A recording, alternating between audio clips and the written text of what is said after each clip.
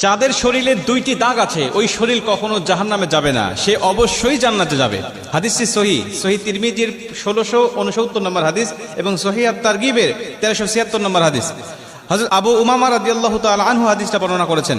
রাসূল সাল্লাল্লাহু আলাইহি ওয়াসাল্লাম বলেন, যাদের শরীরে দুইটা দাগ আছে এবং যাদের শরীর থেকে 2 ফোঁটা তরল পদার্থ নির্গত হয় ওই শরীর কখনো জাহান্নামে যাবে না, সে অবশ্যই জান্নাতে যাবে এবং আল্লাহ পাকের কাছে এই শরীরটা সবচেয়ে প্রিয় শরীর। রাসূল সাল্লাল্লাহু আলাইহি ওয়াসাল্লাম বলেন, 1 নম্বর দাগ হলো যে ব্যক্তি জিহাদের ময়দানে আল্লাহকে খুশি করার জন্য, আল্লাহর দ্বীন কায়েম করার জন্য অথবা আল্লাহর সন্তুষ্টির জন্য যে ব্যক্তি বাতিলের মোকাবেলা করতে গিয়ে শত্রু পক্ষের আঘাতে তার শরীরে ছোট্ট একটা দাগও যদি বসে যায়, এই দাগটা কিয়ামতের ময়দানে সুপারিশ করে বা এই দাগটা থাকার কারণে কিয়ামতের ময়দানে আল্লাহ পাক তাকে জান্নাতে দিয়ে দিবে। নবীজি সাল্লাল্লাহু আলাইহি ওয়াসাল্লাম বলেন, 2 নম্বরে ফরজ ইবাদত সমূহের কোন একটি দাগ যদি তার শরীরে দেখা যায়, যেমন নামাজ পড়তে পড়তে সেজদা দিতে দিতে কপালে